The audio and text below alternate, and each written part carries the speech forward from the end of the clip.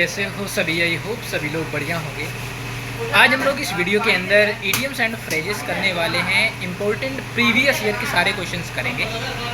Idioms and phrases previous year SSC CHSL का जो exam आने वाला है वो सारे क्वेश्चंस इस वीडियो के अंदर कवर करने वाले हैं, तो वीडियो को लास्ट तक देखना। जैसा कि मैंने आप लोगों को बताया है कि हम लोग इस वीडियो के अंदर इडियम्स एंड फ्रेजेस कवर करने वाले हैं, वो भी सारे क्वेश्चंस होंगे प्रीवियस ईयर के क्वेश्चन।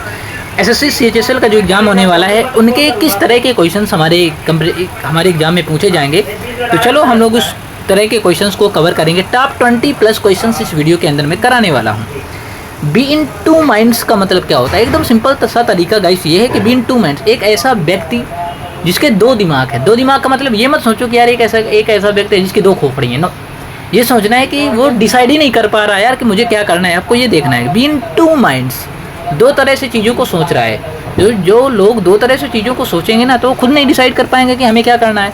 तो अनेबल टू डिसाइड का मतलब होता है दुविधा में होना। बियर इन माइंड का मतलब क्या होता है? बियर इन माइंड बोले तो टू रिमेंबर, ध्यान रखना। बियर इन माइंड क्या कहते हैं ना कि माइंड में रखना। टू रिमेंबर कहता है ध्यान रखना। Give a piece of mind का मतलब होता है टू रिब्यूक और स्कोल्ड, मतलब कि डांटना। Give a piece of mind to rebuke और scold, डांटना।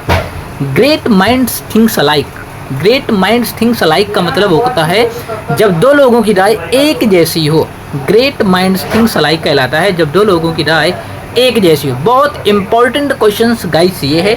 Be in two minds and great minds thinks alike, जब दो लोगों की राय एक जैसी हो।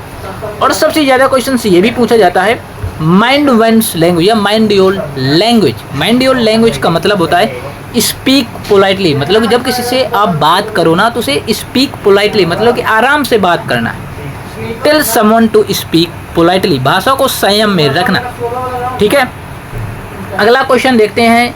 स्पीक वंस माइंड का मतलब स्पीक वाट वन रियली थिंक, मन की बात करना स्पीक वंस माइंड कहलाता है। मन की बात करना speak once mind.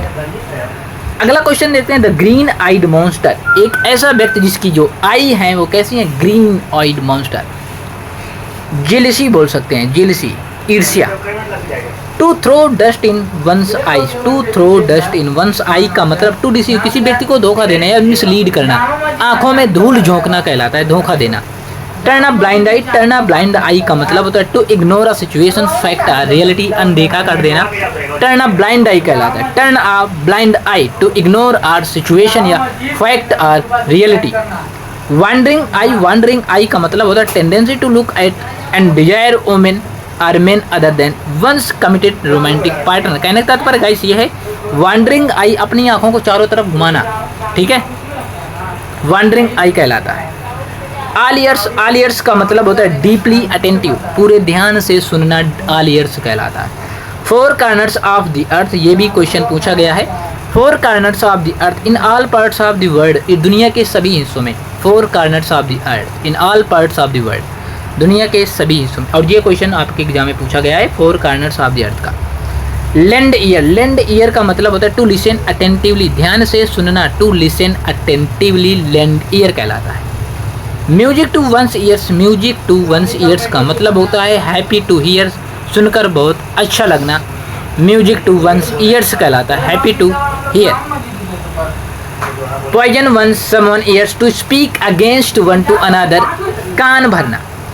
Seat by the ear कहते हैं कान भरना। टू कॉज डिस्प्यूट और क्वेरल, लड़ाई लगाना। द वॉल्स हैव ईयर्स का मतलब होता है may be overheard, so be careful what you say. The walls have ears. A change of heart का मतलब होता है change in one's opinion, विचार में बदलाव change of heart कहलाता है। After one's own heart का मतलब होता है sharing or having one's taste or views, मन की बात। After one's own heart। अब देखो इस तरह के क्वेश्चंस हमारे एग्जाम में पूछे जाते हैं। मैं एक बार फिर रिपीट कर रहा हूँ, सबसे ज़्यादा क्वेश्चन पूछा जाएगा to throw dust one's eyes. अब यार आँखों में डस्ट वो करना, झोंकना। टू डिसीव, किसी व्यक्ति को डिसीव करना। धोखा देना होता है, ठीक है। टर्न अ ब्लाइंड आई, किसी व्यक्ति को अनदेखा करना, इग्नोर करना, टू इग्नोर अ सिचुएशन।